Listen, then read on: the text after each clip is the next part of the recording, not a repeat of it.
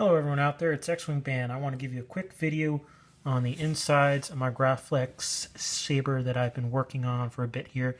Wanted to do before the premiere, but I had some personal things that got in the way and really screwed up my situation.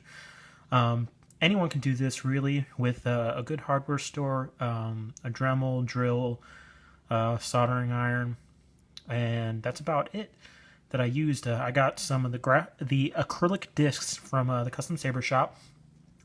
Their MHS chassis speaker with the 440 threading. And then at any good hardware store, particularly I find Ace Hardware's to be the best for having these harder to get parts, particularly these nylon rods that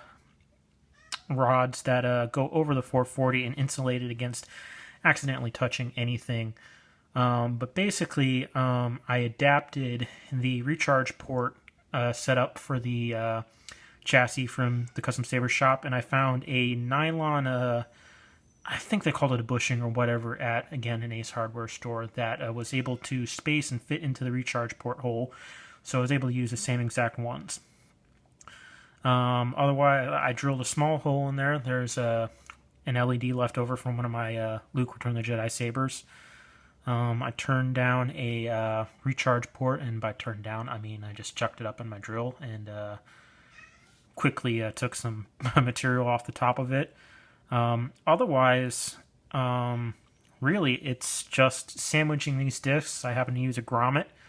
And the other main part that I used is the inside of a Graflex happens to be 1.375 1 3/8 essentially, which is easy enough to get at a good store that has nylon discs. That's a normal size that they come in, so that actually helps space it out inside of the hilt, because the MHS discs are actually smaller than the inside, so you got to have some way to make sure that it doesn't rattle around.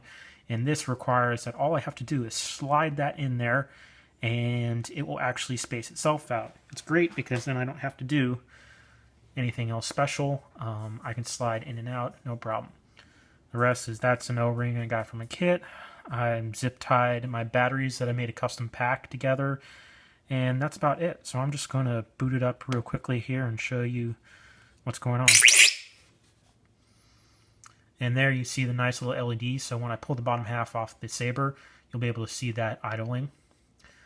And then my aux cable there. Everything else is up top, and I'll just quickly ignite it. You can see it's still going to blink. It's just going to be a different pattern, which I'll eventually be able to adjust because that's the rice port. So